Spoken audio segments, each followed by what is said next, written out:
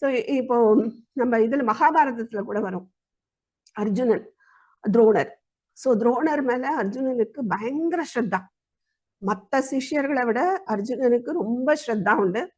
அதனாலதான் அவர் சொல்லுவல்ல, ஒரு மரத்துல ஒரு கிளி, ஒரு பறவை இருக்கு, அதோட கண்ணை குறி வச்சு அடிக்கணும் அப்படின்னு அந்த வில் நம்ம பிராக்டிஸ் போது சொல்லுவேன். அப்ப எல்லாரும் எங்க இருக்கு பறவை, எங்க இருக்கு, காணுமே காணுமே அப்படின்பா. ஆனா அர்ஜுனன் மட்டும் கரெக்டா அந்த கண்ணுல அடிப்பான். ஏன் அவனுக்கு மட்டும் ஏன் தெரிஞ்சது? ஏன்னா அவனுக்கு குரு மேல அவ்வளவு ஸ்ரத்தா. குரு சொன்னா கரெக்டா தான் இருந்தே ஆணும் அப்படிங்கும் போது அந்த அந்த தேடுதலை ஜாஸ்தி ஆயிடும் இல்லையா? சோ மத்தவங்களுக்கும் குருவை பிடிக்கும் தான், மரியாதை உண்டுதான். ஆனா அர்ஜுனன் அளவு கிடையாது, அந்த ஃபுல் ஸ்ரத்தா கிடையாது. சோ அதனாலதான் அந்த ஒரு கிளியோட கண், அந்த பறவையோட கண்ணு அர்ஜுனனுக்கு மட்டும் தெரிஞ்சது இல்லையா? அதுதான் ஸ்ரத்தா.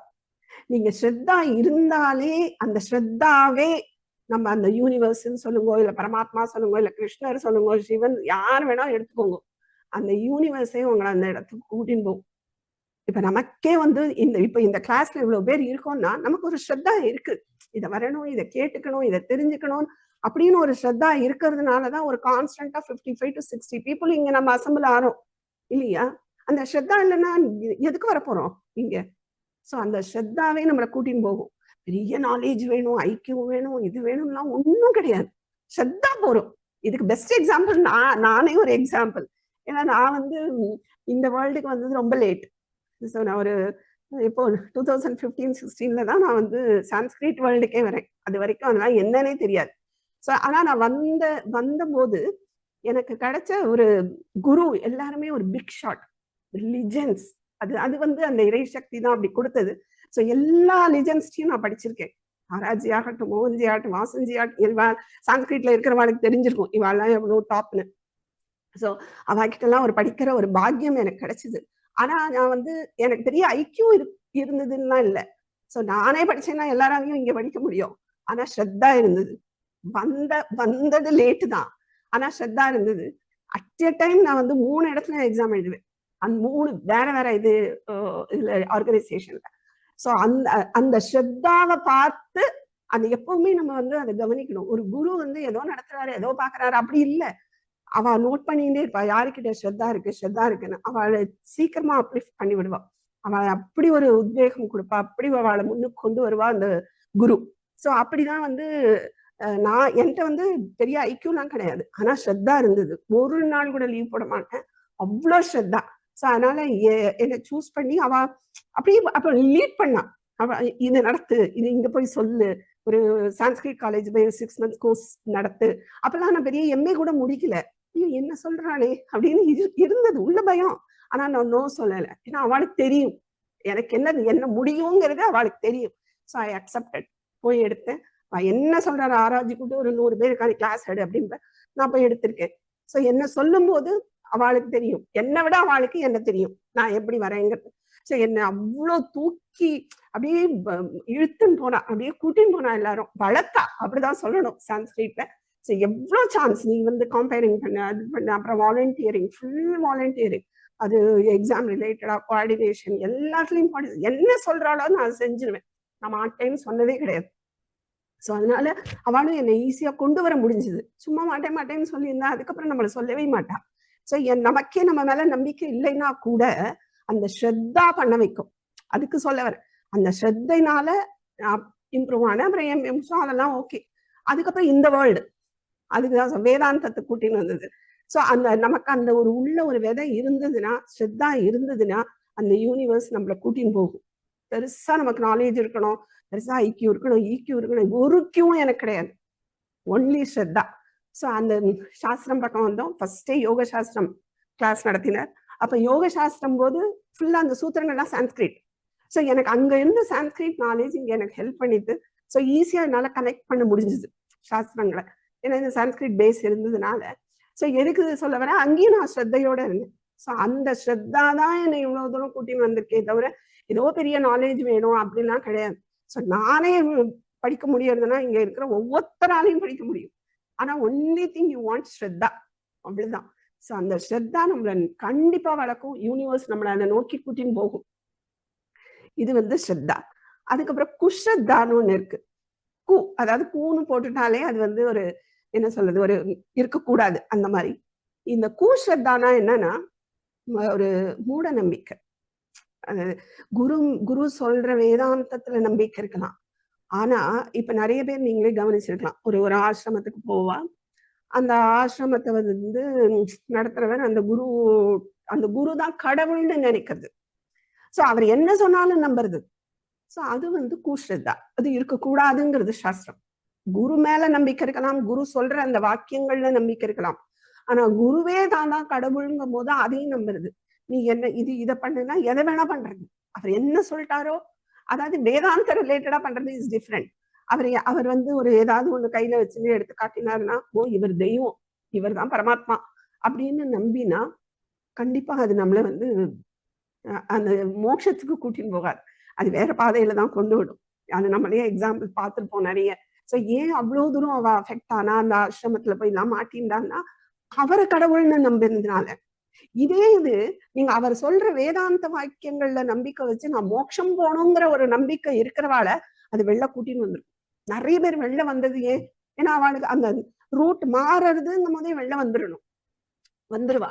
ஏன்னா இவளால வர முடியாது. ஏன்னா அவர் தான் கடவுள்னே நினைக்கிறா. அப்படி இருக்கும்போது ஈஸியா அவளால வெளில வர முடியாதுல்ல. ஸோ அதுதான் மேஜர் டிஃப்ரென்ஸ். ஸோ அதுக்குதான் இந்த நாலேஜ் எல்லாம் நம்ம உள்ள வாங்கி போட்டுக்கணும். ஸோ இந்த நாலேஜ் எல்லாம் இல்லாததுனால அந்த கூஸ்ரத்தா இருந்தா அந்த கூஸ்ரத்தாவை அவ யூஸ் பண்ணிக்கிறான். ஸோ அதனால அவ மேல ஏன் ஃபுல்லா பிளேம் பண்ண முடியாது. யாராவது வந்து என்கிட்ட ஏமாறு சொன்னாலா நமக்கு தான் அந்த நாலேஜ் இல்லை. ஸோ நமக்கு அந்த பக்குவம் இல்லை. நம்ம ஏமாறுறது இன்னொருத்தரை பிளேம் பண்ணக்கூடாது.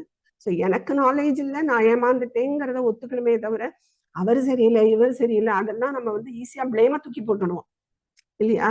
உலகத்துல உள்ள எல்லாருமா போனோம்? இல்ல. யாராவது என்கிட்ட வந்து ஏமாறுன்னு அவர் சொன்னாரா? இல்ல. நமக்கு போதுமான நாலேஜ் இல்ல, நம்ம போய் ஏமாந்தோம். அப்படிங்கும் போது அந்த ஃபுல் ரெஸ்பான்சிபிலிட்டியை நம்ம தான் எடுத்துக்கணும். ஸோ அதுக்குதான் இந்த நாலேஜ் எல்லாம். ஸோ அந்த நாலேஜ் இருந்ததுன்னா நம்ம அந்த டிஃபரன்ஸ் கண்டுபிடிக்க முடியும் இல்லையா? ஒரு ஒரு இந்த ஸ்ரத்தாக்கு ஒரு எக்ஸாம்பிள் சொல்வா. இந்த நீங்க எல்லாருமே கூட கேட்டிருப்பீங்க ஒரு கதை. ஒரு ஆசிரமம் இருக்கும், அங்க ஒரு முனிவர் இருப்பார். அவர் வந்து டெய்லி ஒரு பால்காரி வந்து அவருக்கு பால் கொடுப்பா. காலையில ஒரு 6 ரிவர் இருக்கும், அந்த ரிவர்ல நடந்து வந்துதான் அவ கொடுக்கணும். ஸோ அப்படி கொடுத்துட்டு இருப்பா. இது போயிட்டே இருக்கும் ஒரு இயர்ஸ் டுகெதர்.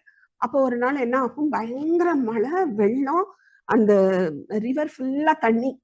அவளால வந்து வந்துருவா, திருப்பி போக முடியாது, பயங்கரமா மழை. அப்ப இந்த ரிவர்ல போக முடியாது. அப்ப வந்து குருட்ட கேட்பா, நான் போகணும், குழந்தைய விட்டுட்டு வந்திருக்கேன், இப்ப என்ன பண்றதுன்னே தெரியல அப்படிங்கும் போது அவர் வந்து ஏதாச்சும் அவர் வந்து கேஷுவலா சொல்லுவார், நீ வந்து கிருஷ்ண ஜபம் பண்ண, அதெல்லாம் தண்ணி மேலேயே நீ நடக்கலாம் அப்படின்னு சொன்ன உடனே இவ அதை அப்படியே நம்புவா. அப்ப கிருஷ்ண ஜபம் பண்ணிட்டே இருப்பா. அதை கடக்க முடிஞ்சது, அவன் நடந்து போய் அந்த பக்கம் கிராஸ் பண்ணிடுவா. இது நீங்க இந்த கதை நிறைய ஃபேமஸ் கதை எல்லாம் தெரிஞ்சிருக்கும். சோ என்ன ரீசன் அப்படின்னா அந்த குரு சொல்ற வாக்கியத்திலையும் ஒரு நம்பிக்கை, அந்த ஸ்ரத்தா வந்து நம்மளை கூட்டின்னு போகும். இதுதான் நிறைய கதைகள் நம்ம சனாதன தர்மத்துல இதை பத்தி நிறைய சொல்லியிருக்கா. சோ இந்த ஸ்ரத்தாக்கு என்னெல்லாம் தடை, எதெல்லாம் இந்த ஸ்ரத்தா வரவிடாம நம்மளை தடுக்கும் அப்படின்னா ஒரு பயம். பயம் தான் ஃபர்ஸ்ட். இப்ப நம்ம ஒரு குழந்தை இருக்கு வச்சுக்கோங்களேன். அந்த குழந்தை வந்து சின்ன வயசுல எல்லாரையும் நம்பும், அதுக்கு டிஃபரன்ஸே தெரியாது, எல்லாரையும் நம்பும். ஆனா நம்ம சின்ன வயசுலயே சொல்லி வளர்க்குறோம்ல, எல்லார்கிட்டையும் நீ வாங்கிடாத, நீ வந்து எல்லாத்தையும் வாங்கி சாப்பிடக்கூடாது, இது குட் டச், இது பேட் டச், இதெல்லாம் சொல்லி சொல்லி நம்ம வளர்க்கும் போது அங்கேயே அந்த ஓ எல்லாரையும் நம்ப கூடாது போல இருக்குங்கிற ஒரு தாட் உள்ள போறது. பட் இட்ஸ் நம்ம சொசைட்டி அப்படி இருக்கு, அப்படிதான் சொல்லி ஆகணும். அதை வந்து நம்ம தப்பா கைட் பண்ண முடியாது, சொல்லிதான் ஆகணும். ஆனா அந்த ஒரு குழந்தைக்கு அந்த ஸ்ரத்தா, அதாவது அந்த நம்பிக்கை இல்லா தன்மை, ஒரு பயம், அப்ப எல்லாரையும் நம்ப கூடாது போல இருக்கு, எல்லாரையும் நம்ம வந்து வாங்கிடக்கூடாது போல இருக்குங்கிறத நம்ம அங்கே போடுறோம் ஒரு விதை. பட் தட் இஸ் குட், இந்த சொசைட்டிக்கு அது வேணும் தான்.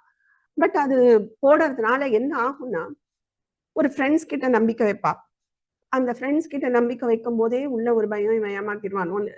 இப்போ ஒரு சேர்ந்து ஒரு பிசினஸ் பண்றா, ஏமாத்திட்டான்னு வச்சுக்கோங்களேன், உடனே இனிமே ஃப்ரெண்ட்ஸே வச்சுக்க மாட்டேன், ஃப்ரெண்ட்ஸே கூடாது. எல்லா ஃப்ரெண்ட்ஸும் அப்படி கிடையாது, அப்படி இருக்கக்கூடாது. ஒரு இடத்துல ஏமாந்துட்டோம்னா இன்னொரு இடத்துல நம்பிக்கை வைக்க மாட்டேன்னு சொல்லவே கூடாது. ஏன்னா அந்த யூனிவர்ஸ் நமக்கு ஒரு எக்ஸ்பீரியன்ஸ் வர வரைக்கும் அந்த இடத்துல இருக்க வச்சிருக்கோம். அதுக்கப்புறம் நம்மளை வெளியில கூட்டின்னு வந்திருக்கலாம். ஸோ அதனால இன்னொரு இடத்த நம்ப மாட்டேன்னு சொல்லக்கூடாது. அதே மாதிரி ஒரு ரிலேட்டிவ்ஸ். ஸோ ரிலேட்டிவ்ஸ்குள்ள ப்ராப்ளம் வரலாம், ஏமாத்தலாம். அப்போ உடனே இந்த ரிலேட்டிவே வேண்டாம், இந்த ரிலேட்டிவ்ஸே நான் நம்ப மாட்டேன் அப்படின்னு ஃபுல்லா ஒரு இன் ஜென்ரல் முடிவு எடுக்கக்கூடாது. அதுலேருந்து நான் என்ன கத்துண்டேன், நான் இனிமே எப்படி அலர்ட்டா இருக்கணும் அப்படிங்கறத நம்மளை நோக்கி தான் நம்ம திருப்பிக்கணுமே தவிர, எல்லா ரிலேட்டிவ்ஸுமே மோசம், எல்லா ஃப்ரெண்ட்ஸுமே மோசம், நான் யார்கிட்டயுமே ஸ்ரத்தா வைக்க மாட்டேன் அப்படின்னு சொல்லக்கூடாது. அதே தான் நம்ம இந்த இதுலயும் பண்ணுவோம். இப்போ சன்னியாசிகள் இருக்கா வச்சுக்கோங்க, சன்னியாசிகளை பத்தி 1-2 சன்னியாசி பத்தி வந்திருக்குதான், இல்லைன்னு சொல்லலை. அதுக்காக எல்லா சன்னியாசியும் அப்படி ஜெனரலைஸ் பண்ணக்கூடாது. எவ்வளோ சன்னியாசிகள் கிளாஸஸ் எடுக்கிறா. எனக்கு தெரிஞ்சே திருவண்ணாமலையில எவ்வளவு 70-80 பேர்லாம் வரா சாஸ்திரம் படிக்கிறதுக்கு. அவ்வளோ கிளாஸ் எழுதுறாரு, புக் எழுதுறாரு. அவ்வளோ. ஆனா வெளியில தெரியுமா? தெரியவே தெரியாது. எத்தனை பேர் தர்மங்கள் பண்ணிட்டு இருக்கா? தெரியவே தெரியாது. பரமார்த்தானந்தா அவ்வளோ ஃபேமஸா? இல்லை. ஆனா நெகட்டிவா இருக்கிறதுல பயங்கர ஃபேமஸா இந்த ஃபோக்கஸ் பண்ணிடும் மீடியா. நல்லது எதையும் ஃபோக்கஸ் பண்ணாது. மீடியாவே பாதி அந்த ஏதாவது ஒரு இடத்துல நடக்கத்தான் செய்யும். எல்லா ஃபீல்டுலயும் ஏதோ ஒண்ணு இருக்கிற மாதிரி இங்கேயும் சில இது நடக்கத்தான் செய்யும். ஆனா அந்த நடக்கிறத மட்டும் இவ இந்த மீடியா பயங்கரமா ஃபோக்கஸ் பண்ணிடும். அப்போ இந்த ஜனங்களுக்கு என்ன வந்துருது நமக்கு மனசுலயா, ஐயோ சன்னியாசிகள்னாலே இப்படிதான் போல இருக்கு, சன்னியாசிகள் கிட்டேயே போகக்கூடாது, ஐயோ வட்டப்புரியா சன்னியாசியா வேண்டாம், ஏன்னா மீடியா பயமுறுத்தி வச்சிருக்கு, நீ இப்படிலாம் போனா இப்படிதான் ஆகும், இப்படி 2-3 சன்னியாசியை காட்டிட்டா நம்ம பயந்து போயிடுவோம்ல. எல்லா சன்னியாசியும் அப்படிதான்? கிடையவே கிடையாது. எவ்வளோ சன்னியாசிகள் எவ்வளோ நல்லது பண்றா, எவ்வளோ கிளாஸஸ் எடுக்கிறா. நீங்களாம் திருவண்ணாமலை ஒரு தடவை போய் பார்த்தாலே தெரியும், அவ்வளோ ஞானிகளை நீங்க பார்க்க முடியும். எவ்வளோ சுத்தி வர அந்த கிரிவலம் ஃபுல்லா சன்னியாசிகளை பார்க்க முடியும். எவ்வளோ ஆசிரமங்கள். அங்க ஒரு மௌனசாமியார், நீங்க பார்த்திருப்பீங்களான்னு தெரியல, ஒரு ஆசிரமம் இருக்கு. அங்க நிறைய ஆசிரமம் இருக்கு சுத்தி வர.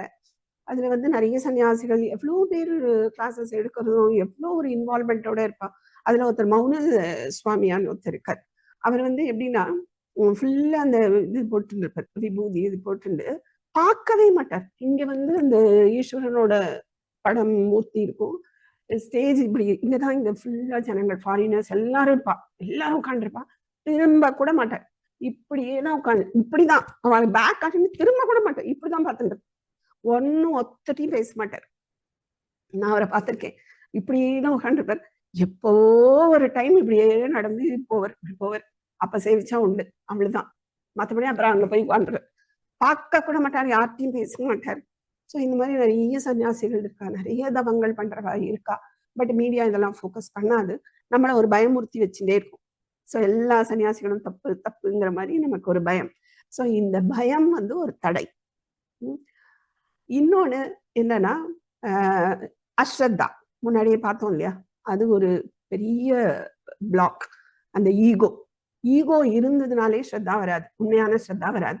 ஏன்னா எனக்கு எல்லாம் தெரியுமே, இது இவர் சொல்றது என்ன புதுசா சொல்றாரு, நான் வாழ்க்கையிலேயே அடிபட்டு எல்லாம் கத்துக்கிட்டேன், எனக்கு இதெல்லாம் தேவையே இல்லை. அவ பேசுறத பார்த்தேன்னாலே உங்களுக்கு தெரியும் அஸ்ரத்தா, அதெல்லாம் அஸ்ரத்தா. அப்புறம் கூஸ்ரத்தா, அதுவும் இருக்கக்கூடாது. மூட நம்பிக்கை, இப்படி மறைச்சு இப்படி கையில ஒன்ன காமிச்சார், அவர் கையில யானையை காட்டுறேன்னாலே நம்ப வேண்டியது, அந்த மாதிரிலாம் இருக்கக்கூடாது. அதெல்லாம் கூஸ்ரத்தா, அதுவும் கரெக்டான பாத்து கிடையாது. ஸ்ரத்தா இருக்கணும், அந்த சாஸ்திரத்துல நம்பிக்கை, அதை சொல்ற குரு மேல ஒரு நம்பிக்கை, ரெண்டும் இருந்தாதான் நம்மளை லீட் பண்ணி கூட்டின்னு போகும். இத கீதையில 17th சாப்டர், 17th சாப்டர்ல ஃபுல்லா சொல்றாரு இந்த ஸ்ரத்தா பத்தி. சாத்விக ஸ்ரத்தா நான் என்ன, ராஜச நான் என்ன, தாமச ஸ்ரத்தா, இந்த மாதிரி அஸ்ரத்தா, கூஸ்ரத்தி எல்லாம் சொல்றேன் கிருஷ்ணர். அது அவ்வளோ கீதையில அவரே சொல்ற ஸ்ரத்தாவை பத்தி. ஸ்ரத்தாவான் லபதே ஞானம் அப்படின்னு சொல்லுவார். அதாவது ஸ்ரத்தாவான்னா யாருன்னா, யாருக்கிட்ட ஸ்ரத்த இருக்கோ அவன் ஸ்ரத்தாவான். இப்போ ஒருத்தன்ட்ட பலசாலியா இருக்கான்னு வச்சுக்கோங்களேன், பலம் இருந்ததுன்னா அவனை பலவான்னு சொல்றோம் இல்லையா, அது மாதிரி யாருக்கிட்ட ஸ்ரத்தா இருக்கோ அவன் ஸ்ரத்தாவான். சோ ஸ்ரத்தாவான் ஞானம் லபதே, அவன் ஸ்ரத்தாவா இருந்தா தான் அவனுக்கு ஞானம் கிடைக்கிறதுங்கிற. சோ ஸ்ரத்தாவான் லபதே ஞானம் தத்பர சம்யதேந்திரியா ஞானம் லத்வா பராம் சாந்தி அச்சிரேனாதி கச்சதி அப்படின்னு. சோ ஞானம் லப்துவா, அந்த ஞானத்தை அடைஞ்சு பராம் சாந்தி, அந்த உயர்ந்த சாந்தி, அந்த மோட்சம்ங்கிறத அச்சிரேனாதி கச்சதி, சீக்கிரமா அவன் அடையறாங்கிற. லேட்டாலாம் இல்ல, ஸ்ரத்தா இருந்தா சீக்கிரமாவே கூட்டின்னு போகும், சீக்கிரமா அந்த வளர்ச்சி இருக்கும். அதுதான் அவர் சொல்ற. சோ அதனால ஸ்ரத்தா ரொம்ப முக்கியம். அதுதான் நமக்கு ஞானத்தையே கொடுக்கும். இப்ப சப்போஸ் நமக்கு சில இது தோணும், இவர் சொல்றது எனக்கு புரியலையே அப்படின்னு இருந்ததுன்னு வச்சுக்கோங்களேன். ஃபர்ஸ்ட் ஸ்பிரிச்சுவாலிட்டிக்கு வந்தா இதெல்லாமே புதுசா இருக்கும். இங்கேயே நிறைய பேருக்கு புதுசா இருக்கலாம். ஐயோ இப்படி ஒரு ஃபீல்டு இருக்கா, இப்படி ஒண்ணு இருக்கா, ஐயோ இவ்வளவு குழப்பமா, இவ்வளவு உள்ள போய் தேடுறதெல்லாம் இருக்காங்கிறது இதுதான் ஃபர்ஸ்ட் டைம் கேட்கறவா கூட இருப்பாள்ல. சோ அப்ப நமக்கு நம்மளோட அனுபவத்துக்கு முரணா இருக்கு, மாத்தி இருக்கு. அப்படிங்கும் போது அப்ப எப்படி எடுத்துக்கணும் இத அப்படின்னா, ஓப்பன் மைண்டா உள்ள வாங்கணும். ஃபர்ஸ்ட் உள்ள வாங்கிட்டு அவர் சொல்றது கரெக்டா இருக்கலாம், சொல்றது கரெக்ட் தான், ஆனா எனக்கு புரியல. சோ அந்த மெச்சூரிட்டி எனக்கு வரல. அப்ப நான் இன்னும் கொஞ்சம் அந்த கிளாஸ் ரிவைஸ் பண்ணணும், இல்ல இன்னும் புக்ஸ் படிக்கணும். இதுல நான் எப்படி மெச்சூரிட்டி வளர்த்துக்கணுங்கிறத நான் பார்க்கணும். எனக்கு மெச்சூரிட்டி இல்ல, அதனால புரியல. அப்போ எனக்கு புரியலங்கிறதுனால அது இல்லைன்னு ஆகாது. இது பேசிக். இத உள்ள வாங்கிக்கணும். எனக்கு புரியலங்கிறதுனால அது இல்லைன்றவா நிறைய பேர். நோ, எனக்கு புரியல. அப்ப நான் என்னோட மெச்சூரிட்டியை நான் வசதிக்கணும். நான் இன்னும் என்ன வளர்த்துக்கணும். அப்ப வளர்ந்த அப்புறம் இது புரியும். அப்படிங்கும் போது இத முதல்ல நான் உள்ள வாங்கி போட்டுக்கணும் ஃபர்ஸ்ட். இது எல்லா ஃபீல்டு உள்ள இருக்கிற நிறைய பிரிவுகளுக்கே இது பொருந்தும். நிறைய பேர் நான் சைவம், நான் சிவனை தான் சேவிப்பேன், மத்தவா சொல்றதை நான் கேட்கவே மாட்டேன், நான் வைஷ்ணவம், நான் சிவன் அவ சொல்றதெல்லாம் நான் கேட்கவே மாட்டேன், அத்வைத்தம்லாம் நான் கேட்டவே மாட்டேன். ரொம்ப தப்பு, ரொம்ப தப்பு. அதுலயும் என்ன பாயிண்ட்ஸ் இருக்குங்கிறத முதல்ல உள்ள வாங்கி போடணும். ஓப்பன் மைண்டடா இருக்கணும். அப்புறம் உள்ள அனலைஸ் பண்ணணும். எனக்கு எது சூட்டா, இது கரெக்டா, நான் இன்னும் தெரிஞ்சுக்கிறேன். தெரிஞ்சுக்கவே இல்லாம இது வேண்டாம், இது அவர் சொல்லியிருக்காரு, எனக்கு நான் மண்டையிலேயே ஏத்திக்க மாட்டேன் அப்படிங்கிறது அதுவும் ஒரு அஸ்ரத்தா தான். அது ஈகோ தான். அது அப்படி எந்த தெய்வமும் சொல்லலை, யாருமே சொல்லலை. நீங்க பாத்தீங்கன்னா ஒரு வைஷ்ணவாச்சாரியர் இருந்தார், பிரதிவாதி பயங்கரம். நிறைய பேருக்கு வைஷ்ணவால இருந்தா தெரிஞ்சிருக்கும், அவர் ரொம்ப ஃபேமஸ். பிரதிவாதி பயங்கரம் அன்னங்காச்சாரியார்னு காஞ்சிபுரத்துல. கிட்டத்தட்ட மகாபெரிவா ஏஜ் அந்த பீரியட் இருக்கும்னு நினைக்கிறேன். அவர் ரொம்ப ரொம்ப முன்னாடி எல்லாம் கிடையாது. அவர்கிட்ட அவருக்கு பிரதிவாதி பயங்கரம்னே பேரு. ஏன்னா அவர்கிட்ட வாதமே பண்ண முடியாது. அதனால அப்படி ஒரு நாலேஜ் அவருக்கு. அவர் மகா பெரியவாளை பத்தி புக் எழுதியிருக்காரு. இது நிறைய பேருக்கு தெரிய கூட செய்யாது. அவர் ஏன் அவரை மகா பெரியவான்னு சொன்னாலே பெரியவா தானே, ஏன் அவரை மட்டும் மகா பெரியவான்னு சொல்றோங்கிறதுக்கு ஒரு புக் போட்டிருக்காரு. யாரு? வைஷ்ணவாச்சாரியர். சோ அதனால அந்த பேதம் அந்த பெரிய நாலேஜ்ல இருக்கிறவாளுக்குள்ள பேதமே இருக்காது. இந்த கீழே ஒரு ஒரு கூஷ்ரத்தா, இதை நான் அப்படியே எடுத்துக்கிறேன், அதனால நான் இதெல்லாம் கேட்கவே மாட்டேன் அப்படின்னு சொல்லும் போது அங்க இம்ப்ரூவ்மெண்ட் இருக்காது. முதல்ல எல்லாத்தையும் வாங்கி ஓப்பன் மைண்டா கேட்கணும், உள்ள போட்டுக்கணும், அதை அனலைஸ் பண்ணணும், மனனம் பண்ணணும். அப்புறம் என்ன சொல்லி இருக்கு, இது கரெக்ட் தானா, நான் எனக்கு தான் புரியலையா, அதுக்கப்புறம் நம்ம ரிசர்ச் பண்ணணும், தேடணும். இதெல்லாம் இவ்வளவு வேலை இருக்கு. முதலையே பிளாக் பண்ணிட்டா அது ஒரு பெரிய தடை. ஸோ இதெல்லாம் நம்ம மாத்திக்கணும். இதெல்லாம் என்ன சொல்றது, ஒரு ஒரு பக்குவம் வரணும். அந்த பக்குவத்துக்கு முதல்ல ஃபுல்லா கேட்கணும். அந்த ஓப்பன் மைண்டடா இருங்கோ, எல்லாத்தையும் உள்ள வாங்கி போட்டுண்டு அதுக்கப்புறம் we will analyze. இது கரெக்ட் தானா, இது தப்பா, ஏன் இப்படி சொன்னா, ஏன் அப்படி சொன்னா. ராமானுஜரே அத்வைத்தத்தை கரைச்சு குடிச்சவர் தெரியுமா? அவரே 2 சாப்டர் ஃபுல்லா அத்வைத்தத்தை பத்தி தான் எழுதியிருக்காரு. அதுக்கப்புறம் தான் அவரோட சாஸ்திரத்தை அவர் ப்ரூவ் பண்றார். ஸோ அதனால அவளுக்குள்ள அந்த அளவு பேதம், அதாவது துவேஷம் கிடையாது. ஒரு ஒரு ஆர்கியூமெண்ட்னு வந்தா அவ பாயிண்ட்ஸை எடுத்து வைப்பான், இது கரெக்டும்பா, எல்லாம் கரெக்ட். அது வேற ஸ்டேஜ் அது. ஆனா நமக்கு அந்த பக்குவமே கிடையாது. அப்படிங்கும் போது நம்ம ஃபர்ஸ்ட் உள்ள வாங்கி போடுறதுக்கு ரெடியா இருக்கணும். ஏன்னா நாம இருக்கிறது ஃபுல்லா உலக வாழ்க்கையில இருக்கோம். அப்ப இந்த மாதிரி கிடைக்கிறதே நமக்கு பெருசு சான்ஸ். ஸோ அந்த சான்ஸ்லயும் நான் இவா சொன்னா கேட்க மாட்டேன், அதை கேட்க மாட்டேன், இதை கேட்க மாட்டேன்னு ஒரு சின்ன வட்டத்துக்குள்ள வந்துட்டோம் வச்சுக்கோங்களேன், அது ஒரு கதவை போட்டு மூடிட்டோம். அப்ப யாராலையும் உள்ள வர முடியாது. நம்மளா விழுந்து எந்திருக்க வேண்டியதான், திருப்பி திருப்பி பறந்துட்டு இருக்க வேண்டியதான், இப்படிதான் போயிட்டு. ஸோ அதெல்லாம் இல்லாம ஸ்ரத்தா வைக்கணும். அதுதான் இதுல சொல்றேன். இந்த ஸ்ரத்தானால என்ன யூஸ் அப்படின்னா, இந்த ஸ்ரத்தானால ஃபர்ஸ்ட் ஞானம் வளரும். ஸோ மோட்சத்துக்கு வெரி வெரி யூஸ்ஃபுல் ஸ்ரத்தா. திதிக்ஷா நீங்க பார்த்தீங்கன்னா எல்லா ஃபீல்டுக்கும் அது ஹெல்ப் பண்ணும். எல்லா ஃபீல்டுக்கும் வேணும் திதிக்ஷா. அது மாதிரி இதுவும் எல்லா ஃபீல்டுக்கும் கொடுக்கும் தான் நான் சொல்றேன், அந்த மத்த நம்பிக்கைகள். பட் இந்த சாஸ்திரம் இதுல இவர் சொல்ற இந்த ஸ்ரத்தா மோட்சத்துக்கு ரொம்ப ரொம்ப ஒரு பாத்திரத்தாவா ஆக்கும்னு வச்சுக்கோங்களேன், ஒரு எலிஜிபிள் பர்சனா ஆக்கும் இந்த ஸ்ரத்தா. செய்யற காரியத்தை அடுத்தது செய்யற ஒரு ஒரு வேலை செய்யறோம் அப்படின்னா அதோட அந்த பலன் வந்து ரொம்ப ஜாஸ்தியா இருக்கும். ஸ்ரத்தாவோட பண்ணினோம்னா சீக்கிரம் முடிப்போம், சீக்கிரமா பண்ணுவோம், சீக்கிரம் அந்த வளர்ச்சி இருக்கும், சீக்கிரமா நம்ம வந்து முன்னேற முடியும், அந்த எவால்மெண்ட் சீக்கிரமா இருக்கும். இதெல்லாம் வந்து ஸ்ரத்தாவை பொறுத்து தான் இருக்கும். பெரிய நாலேஜ் ஐக்கியூ வேணும், ஐக்கியூ நம்பர்லாம் சொல்றாளே 250 ஒன்றும் தேவையில்லை. ஸ்ரத்தா இருந்தாலே மற்றதெல்லாம் ஆட்டோமேட்டிக்கா வரும். So Shraddha is very important. அதுக்கப்புறம் ஒரு சாதனை பண்றோம்னா அதுக்கு சக்தி கொடுக்கறதே இந்த ஸ்ரத்தா தான். இப்போ மௌன விரதம் எக்ஸாம்பிள் பண்ண சொன்னேன், அதுல ஸ்ரத்தா இருந்தா தானே பண்ண முடியும். ஸ்ரத்தா இருந்தா தானே அந்த சாதனையே பண்ண முடியும், ஃபுல்லா முடிக்க முடியும். அப்ப அந்த ஸ்ரத்தா வேணும், அது இருந்தாதான் சாதனையே பண்ண முடியும். அது மாதிரி அடுத்து நம்ம ஒண்ணு படிக்க போறோம், சமாதானம், மன ஒருமைப்பாடு. அந்த மன ஒருமைப்பாடுக்கும் இது கண்டிப்பா வேணும். ஸ்ரத்தா இல்லைன்னா மன ஒருமைப்பாடு வராது. ஸோ மனசுத்தி எல்லாத்துக்குமே இந்த ஸ்ரத்தா இஸ் வெரி இம்பார்ட்டன்ட். ஸோ மனசுத்திலையும் கொண்டு விடும், மனசுத்தியை ஜாஸ்தி பண்ணும். மனசுத்தி இருந்தாதான் இங்கே வருவோம். ஸோ இந்த ஸ்ரத்தா வைக்க வைக்க அது அது ஒரு சைக்கிள். ஸோ ஸ்ரத்தா வைக்க வைக்க உங்களுக்கு மனசுத்தி ஜாஸ்தியா. அதுக்கப்புறம் ஒரு சாஸ்திரத்துல ஒரு பக்தி வரும், ஈஸ்வர பக்தி வரும். இதெல்லாம் முழுமையா ஒரு ஈஸ்வர பக்தி வரணும், ஒரு சரணாகதித்துவம் வரணும் அப்படின்னாலே இந்த ஸ்ரத்தா இஸ் வெரி வெரி இம்பார்ட்டன்ட். ஸ்ரத்தா இல்லைன்னா உங்களுக்கு சரணாகதிலாம் வரவே வராது. ஏன்னா ஃபுல்லா அங்க ஈகோ கீழே இருக்கணும், நெகட்டிவ்ல இருந்தா தான் சரணாகதியே.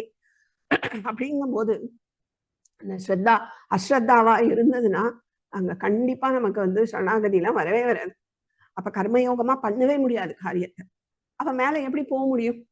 போகவே முடியாது. ஸோ இதுதான் வந்து அந்த ஸ்ரத்தாவோட யூஸ். அடுத்து இந்த ஸ்ரத்தாவை நான் எப்படி வளர்த்துக்கிறது, நான் எப்படி வளர்த்துக்கிறது அப்படின்னா, ஃபர்ஸ்ட் வந்து குரு வாக்கியம் இதெல்லாம் வந்து நம்பணும் இல்லையா? ஸோ நம்புறதுக்கு வேற ஏதாவது பண்ணணுமான்னு கேட்டா அது ஒண்ணும் இல்லை, நம்பித்தான் ஆகணும். அதான் அந்த ஓப்பன் மைண்டோட இருக்கணும். எனக்கு தெரியாது, இது புரியல அப்படிங்கிறதுனால அது இல்லைன்னு ஆகாது.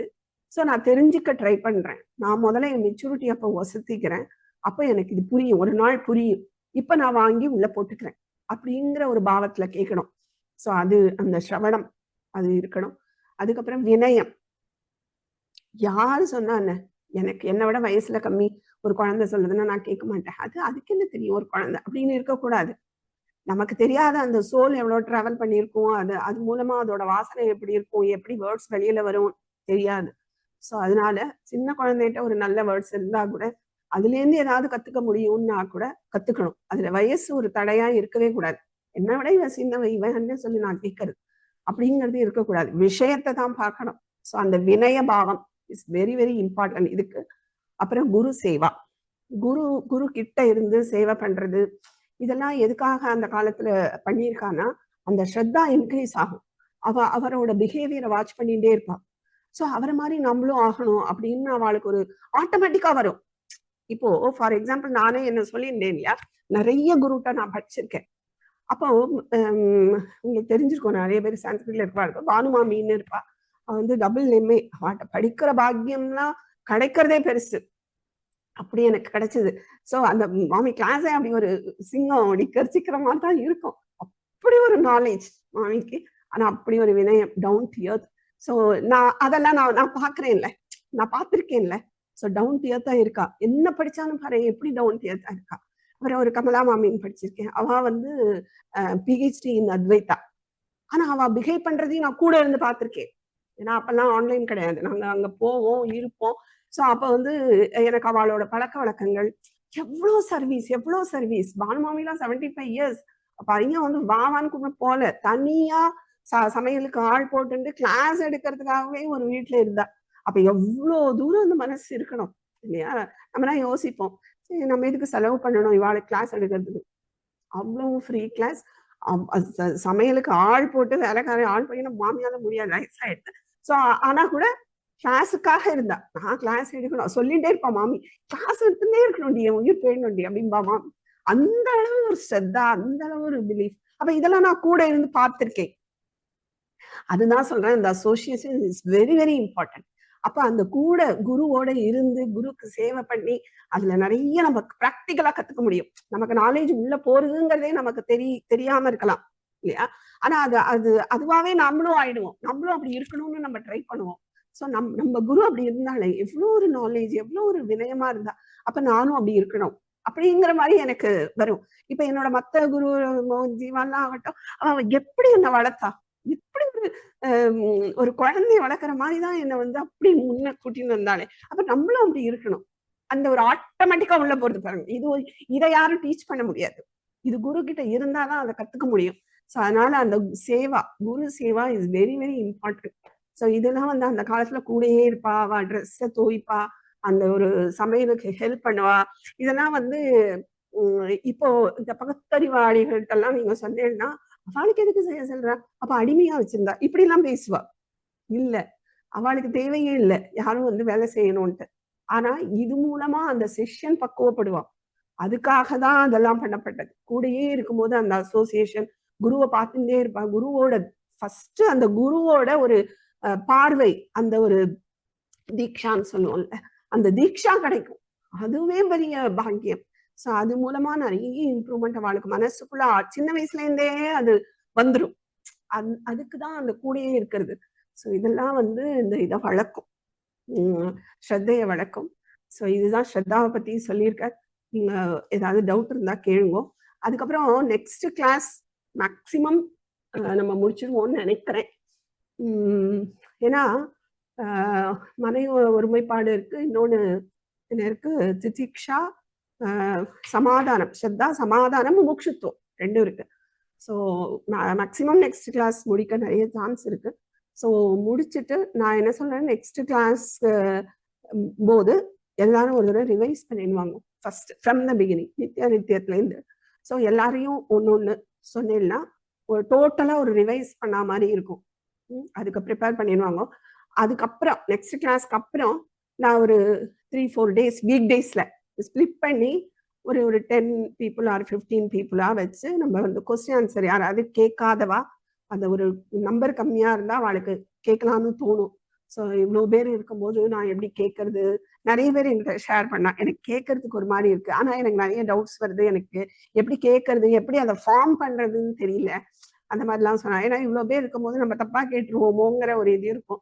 ஸோ அதனால இந்த சமாதானம் முமுட்சுத்துவம் நாளைக்கு, அதாவது நெக்ஸ்ட் கிளாஸ் முடிச்சுட்டு அந்த கம்மிங் வீக் டேஸ்ல நான் வந்து ஸ்பிளிட் பண்ணி வாலண்டியர்ஸை போட சொல்றேன். எவ்வளோ பேர் என்னென்ன குரூப்னு பிரிச்சுட்டு ஒரு 1 hour இல்லை 45 minutes கொஸ்டின் ஆன்சர் செஷன் மட்டும் அவங்களுக்கு மட்டும் அப்படி வச்சுப்போம். ஸோ அதுல நீங்க டவுட்ஸ் கேட்கலாம். அதுக்கப்புறம் will go to next second chapter. இதோட ஃபர்ஸ்ட் சாப்டர் முடியறது, இதோடனா இன்னைக்கு இல்லை, முமுட்சுத்துவத்தோட ஃபர்ஸ்ட் சாப்டர் முடியறது, நெக்ஸ்ட் கிளாஸோட முடிச்சிடலாம்னு நினைக்கிறேன். ஸோ அதுக்கப்புறம் will go to second chapter. Okay, இப்போ ஏதாவது டவுட் இருந்தா நிறைய ஆன்லைன் கிளாஸஸ். நீங்க எல்லாம் வந்து குருனா they do without expectations சொல்றீங்க இல்லையா? There are many classes where they ask you to pay to join and learn. So அது வந்து are they not imparting knowledge இல்ல that is commercial? This is purely my இது நான் கேக்குறேன், based on what நீங்க சொன்னதை வச்சு கேக்குறேன். சரி, அதாவது விஷயம் தெரிஞ்சிருக்கலாம், இது ரெண்டு விதமா பார்க்கலாம். அவ ஒன்லி பியூர் பிசினஸ்க்கும் பண்ணலாம், நமக்கு தெரியாது. ஆனா கொடுக்குற நாலேஜ் ரெண்டாவது கரெக்டா இருக்கும், but they are collecting some amount இருக்கலாம். அப்படி இருக்கிறத நான் வந்து தப்புன்னு சொல்லவே மாட்டேன். ஏன்னா இந்த காலத்துல எவ்வளவு செலவாகுதுன்னு நமக்கே தெரியும் ஒரு ஃபேமிலியை ரன் பண்றதுக்கு. அப்போ அவ ஒன்னும் தப்பான வழியில சம்பாதிக்கல, இருக்கிற நாலேஜ கொடுத்துட்டு they are earning something to run their family, இல்லையா? சோ இப்போ இதை படிச்சுட்டா, சாஸ்திரத்தை படிச்சுட்டாலே ஃப்ரீயா தான் சொல்லணும் அப்படின்னா அவங்களோட எக்ஸ்பென்சஸ் எல்லாம் யாரு பாக்குறது? அவங்களும் வீடுக்கு வாடகை கொடுத்துதான் ஆகணும், குழந்தைக்கு ஃபீஸ் கட்டி தான் ஆகணும். கவர்மெண்ட் ஏதாவது அவங்களுக்கு வந்து சரி நீங்க சாஸ்திரம் படிச்சிருக்கீங்க உங்களுக்கு எல்லாம் ஃப்ரீ அப்படி சொல்லுறதா? வேணா ஆப்போசிட்டா ஏதாவது பண்ணுமே தவிர ஒன்றும் சப்போர்ட் பண்ணாது. அப்படி இருக்கும்போது அந்த எக்ஸ்பென்சஸ் அவங்க பார்க்கணும்ல. இதை நான் சும்மா சொல்லி கொடுக்குறேன் அப்படின்னு சொல்லும் போது என்னோட எக்ஸ்பென்சஸ் யாரு பார்ப்பாங்கிற ஒரு கொஸ்டின் வரும்ல. அதுக்காக அவங்க தப்பான வழியில போய் சம்பாதிக்க முடியாது. எக்ஸ்பென்சஸ்க்கு தனியா நான் வந்து தப்பான வழியில சம்பாதிக்கிறேன், இதை நல்லது சொல்றேன்னு பண்ணல. அவங்க ஓப்பனா தே ஆர் டெல்லிங், நான் வந்து சம் நாலேஜ் நான் கொடுக்குறேன், நான் I am collecting this much amount. இந்த காலத்துல எல்லாமே பணம் இல்லாம எதுவுமே பண்ண முடியாது இல்லையா? ஒரு வீடு வாடகை கொடுக்கணும், வாட்டர் கொடுக்கணும், இந்த மெயின்டெனன்ஸ் கொடுக்கணும், எவ்வளவு செலவு. அதை தவிர குழந்தைகள் படிப்புலாம் இப்ப பயங்கர காஸ்ட்லி ஆயிடுது. அப்படிங்கும்போது இவங்க மட்டும் நம்ம அந்த வேத காலத்துல இருக்கிற மாதிரியே இருக்கணும் அப்படின்னு எக்ஸ்பெக்ட் பண்றது ரொம்ப தப்பு, ஃபர்ஸ்ட் தப்பு. அது மாதிரி இந்த ஒரு ஃபங்க்ஷன் பண்றோம்னா அந்த வாத்தியார் சுவாமியை இன்வைட் பண்ணி அவங்க தானே பண்றாரு இல்லையா? சோ என்னால பண்ண முடியாத ஒண்ண எனக்கு மந்திரம் தெரியாது, எனக்கு சொல்ற இது இல்லை அப்படிங்கும் போது அதுக்குன்னே படிச்சுட்டு வரும்போது அவங்க கேட்கிற ஃபீஸ வந்து இவங்க வந்து பார்கெயின் பண்றது அது ரொம்ப தப்புன்னு கீதையிலேயே சொல்றாரு. அதக்ஷணாம்பர், தட்சணை கொடுக்கறத வந்து அதை வந்து ஆர்கியூ பண்ணக்கூடாது. அவங்களோட ஸ்டேட்டஸ் என்னன்னு நமக்கு தெரியாது இல்லையா? அவங்களோட இன்டென்ஷன் என்னன்னு நமக்கு தெரியாது. நாம பார்க்க வேண்டியது சொல்றது ஒழுங்கா சொல்லி தராங்களா, பணம் கட்டினதுக்கு அவங்க ஏமாத்தாம சொல்லி தராங்களா, அவ்வளவுதான் பார்க்க முடியும். அந்த பணத்தை அவங்க வந்து ஆர்ஃபனேஜுக்கும் கொடுக்கலாம், இப்படி வாங்கி வேற ஏதாவது நல்ல காரியங்களுக்கும் கொடுக்கலாம், இல்ல அவங்களே அந்த ஸ்டேட்டஸே கம்மியா இருக்கும்போது அவங்க சொந்த செலவுக்கும் வச்சுக்கலாம்.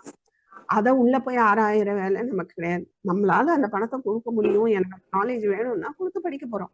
அதுல அவங்க வச்சுக்கோங்க, அது தப்பு. பணத்தை வாங்கிட்டு ஒழுங்கா கிளாஸ் சொல்லி தரது இல்ல சாஸ்திரத்தை ஒழுங்கா ப்ரமோட் பண்ணாம வேற ஏதோ சொல்றது, இந்த மாதிரி எல்லாம் இழுத்தடிச்சா தட் இஸ் ராங். பட் சொல்றதுக்கு நான் இவ்வளவு வாங்கிக்கிறேன்னு முன்னாடியே சொல்லும் போது அதுல எனக்கு தப்பு இருக்கிற மாதிரி தெரியும். எல்லாமே குரு தான், அவங்களும் குரு இவங்களும் குரு, அப்படிதான் நம்ம எடுத்துக்கணும் இல்லையா? அதுதான், அதுக்குதான் தட்ஸ் வை நீங்க எக்ஸ்பெக்டேஷன் இருக்கக்கூடாது, நீங்க அதுக்குதான் கேட்கணும். ஆனா அது வந்து ஒரு என்ன சொல்றது, அந்த அந்த காலம் மாதிரி வராது. என்னதான் நம்ம வந்து ஆன்லைனுக்கு வந்துட்டாலே அதுவே அடுத்தது.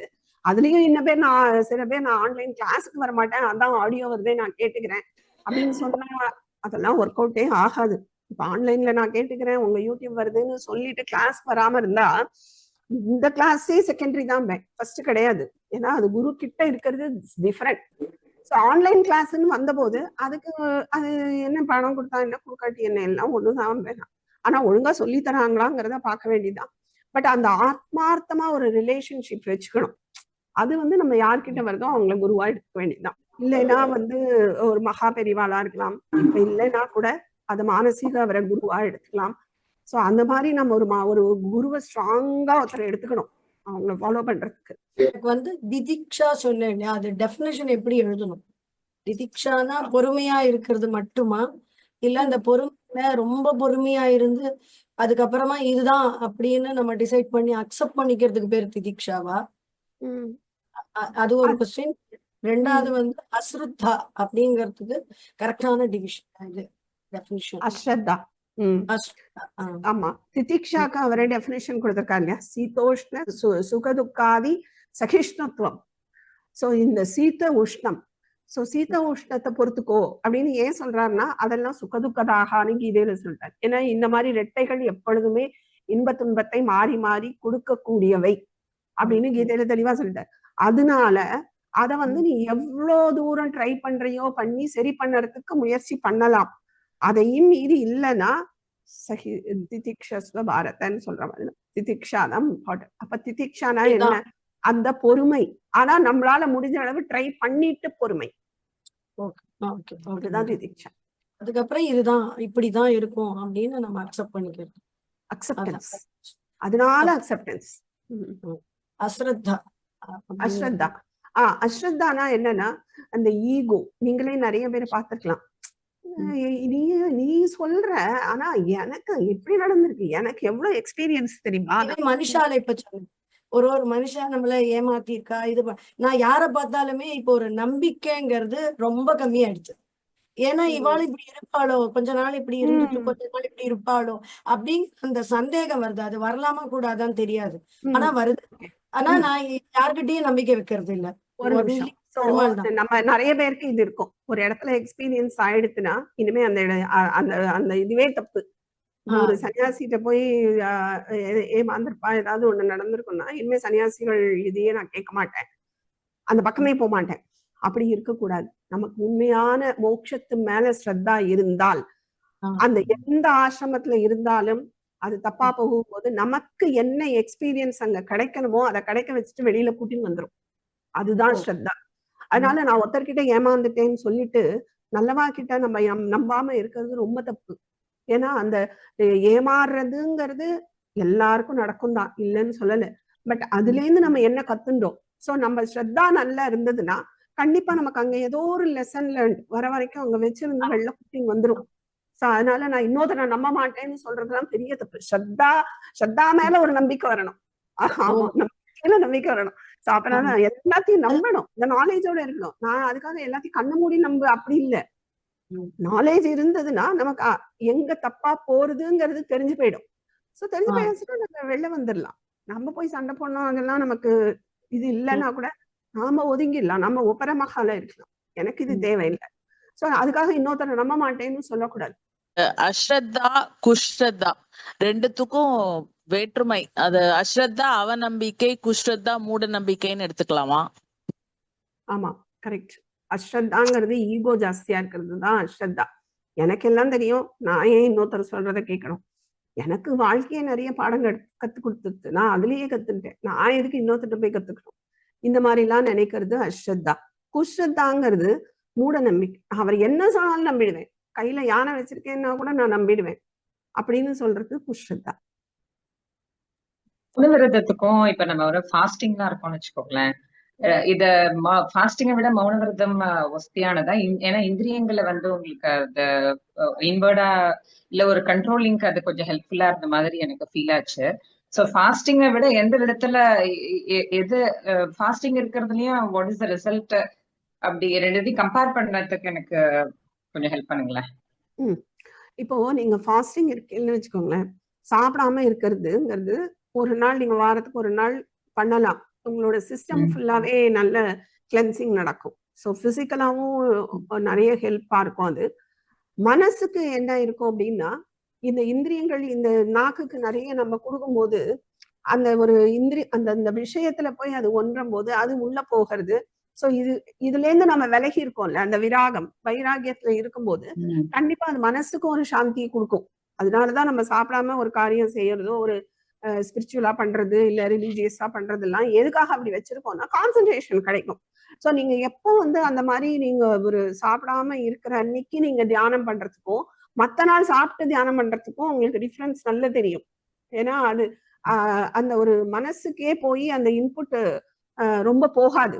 சாப்பிட்டோம்னாலே அது பிசிக்கலாவே ஒரு தமசுக்கு முதல்ல வந்துடும். சோ அதனால மனசும் பாதிக்கப்படும். சோ இது ரெண்டுமே இல்லாத போது உங்களுக்கு இந்த சாப்பிடுறதுங்கிறது ஒரு எஃபெக்ட் கொடுக்கும், பிசிக்கலாவும் ஹெல்ப் பண்ணும்.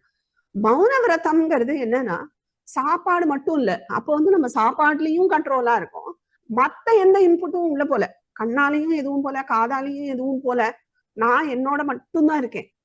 ஆனா நீங்க சாப்பிடாம இருக்கும்போது நீங்க மத்த விஷயங்களை பார்க்கலாம் இல்ல கேட்கலாம், வேற ஏதாவது இன்புட் போயிட்டே இருக்கும் மத்த இந்திரியங்கள் வழியா. ஆனா இங்க எந்த இந்திரியம் வழியாவும் உள்ள இன்புட் கிடையாது. நான் அந்த ரூம்ல என்னதை பார்க்க முடியும்? அதுக்குதான் ரூம்ல இருக்கணும். நான் வெளியில இருக்கேன் மௌனவிரதமா இருக்கேங்கிறத விட ஒரு ரூம்ல இருக்கிறதுங்கிறது மௌனவிரதம். அதனாலதானே நான் சொன்னேன், மகா பெரியவா ஒரு ரூம், அந்த ரூம் இன்னும் பார்க்கலாம், அவ்வளவு வருஷக்கணக்கா அந்த ரூம்லயே இருந்தார்.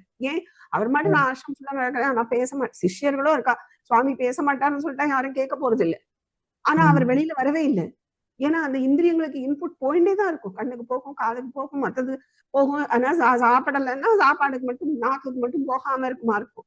ஆனா இது எல்லா இந்திரியங்களும் கட்டுப்படும் மௌன விரதத்துல. அப்ப நமக்கு இன்னும் நிறைய உள்ள போறதுக்கு டைம் முதல்ல கிடைக்கும். நீங்க சாப்பிடாம இருக்கும்போது நீங்க மத்த இதுல டைம் போடுவீங்க தானே, மத்த ஆக்ஷன்ஸ் இருக்கும் இல்லையா? பேச வேணா மாட்டோமே தவிர, சாரி பேசுவோம், சாப்பிட வேணா மாட்டோமே தவிர மத்தபடி பேசிட்டுதான் இருப்போம். சோ அங்க ஒரு இன்புட் போறது, கண்ணுல போகும், காதுல போகும், எல்லாம் போகும். ஆனா இங்க அந்த ரூமுக்குள்ள இருக்கும்போது எந்த இந்திரியத்துக்கும் இன்புட் கிடையாது. அப்ப ஒரு ஃபேக்டரியை கிளீன் பண்ணணும்னா என்ன பார்த்தோம் இல்லையா, முதல்ல இன்புட்டை ஸ்டாப் பண்ணணும்.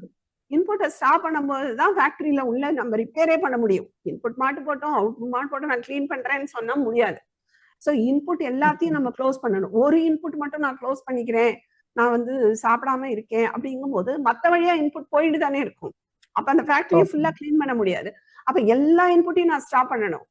அப்ப மௌன விரதம் இஸ் வெரி வெரி பவர்ஃபுல் தான் சாப்பிடாம இருக்கு. எனக்கு குவாலிட்டி இன்புட் கொடுக்கறதுங்கிறது ஒவ்வொரு இந்திரியத்துக்கும் நம்ம தனித்தனி பிராக்டிஸ் பண்றது பெஸ்டா, இல்ல ஓவரால் நம்ம மௌன விரதத்தை ஃப்ரீக்வெண்டா பண்றது பெஸ்டா? இப்போ மௌன விரதத்தை நீங்க ஃப்ரீக்வெண்டா பண்றது பெஸ்ட், ரொம்ப பெஸ்ட். ஆனா உங்களுக்கு நாலேஜ் அது பெஸ்ட். நீங்க மத்த டயத்துல என்ன பண்ணணும்னா இந்த சத் விஷயங்களை நோக்கி நிறைய இன்புட் போட்டு உங்களுக்கு விஷயமும் வேணும் இல்லையா, இந்த மாதிரி விஷயங்கள். சோ சாஸ்திர விஷயங்கள் கண்டிப்பா வேணும். அப்போ ஒரு அனலைஸ் பண்ணணும்னா முதல்ல நாலேஜ் இருக்கணும்.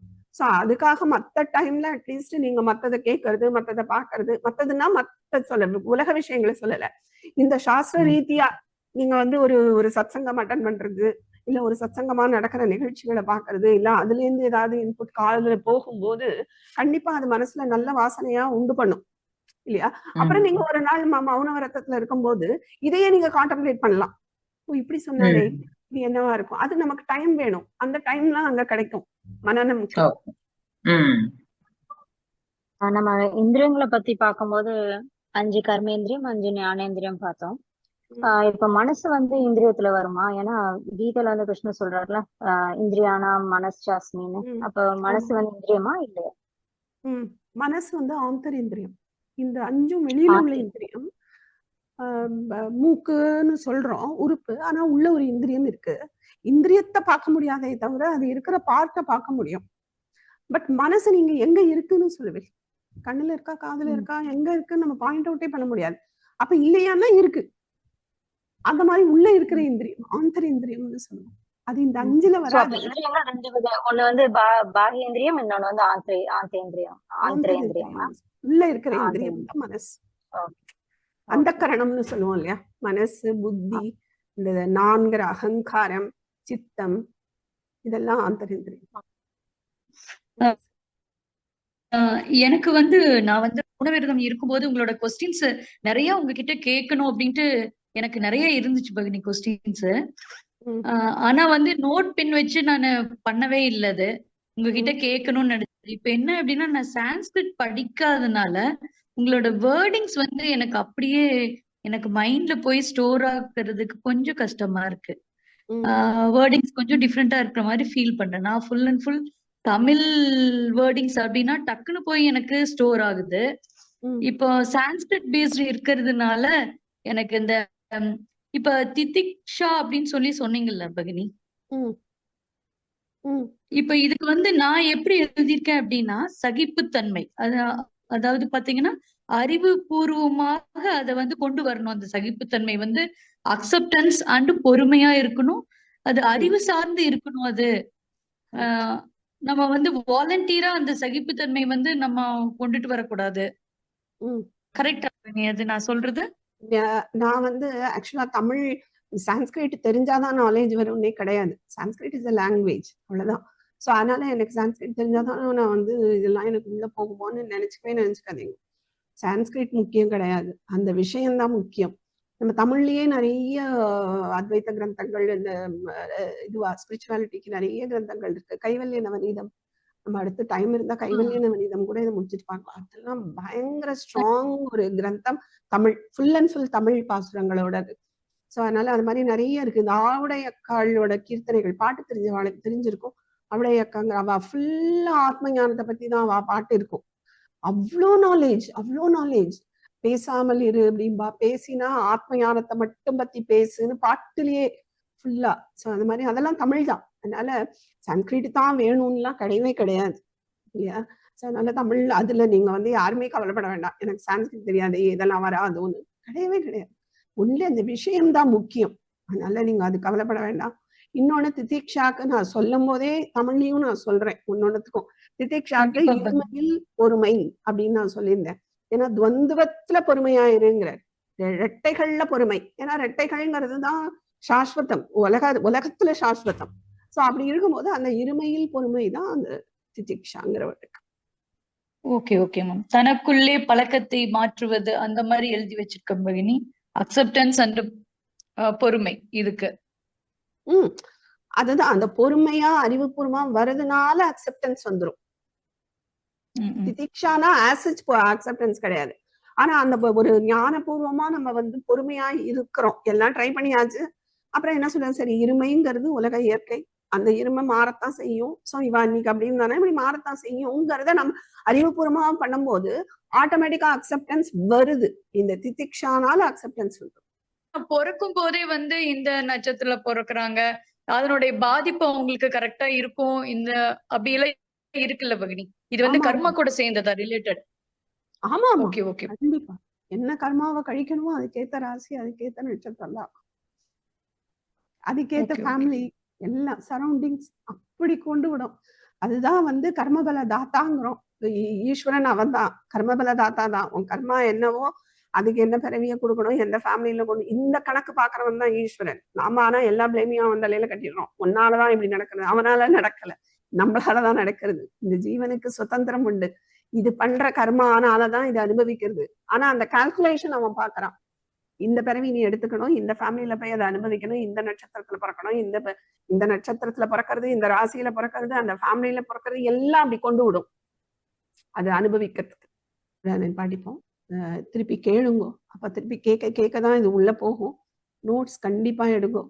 அதுக்கப்புறம் அந்த சாண்டிங் இஸ் ஆல்சோ இம்பார்ட்டன்ட். ஏன்னா அந்த டெஃபினிஷன் மாதிரி இருக்கிறது தான் நமக்கு பின்னாடி ஞாபகத்திலே இருக்கும். மற்றதெல்லாம் கூட மறந்து போயிடும். 1 hour பேசுறதெல்லாம் மறந்து போயிடும். ஒன்லி அந்த இது மட்டும் ஞாபகம் இருந்தாலே எல்லாம் கலெக்ட் ஆயிடும். ஸோ அதனால அது ரொம்ப முக்கியம் சாண்டிங். ஸோ அதுவும் பண்ணுங்க. முடிச்சுக்கலாம். சாந்தி மந்திரம். ஓம் சர்வே பவந்து சுகினஹ, சர்வே சந்து நிராமயாः, சர்வே பத்ராணி பஷ்யந்து, மா கஷ்சித் துக்கபாக் பவேத். ஓம் சாந்தி சாந்தி சாந்தி. ஸ்ரீ हरि ओम श्री गुरुभ्यो नमः. हरि ओम. धन्यवाद भगिनी. ಧನ್ಯವಾದ. ಧನ್ಯವಾದ. ಧನ್ಯವಾದ.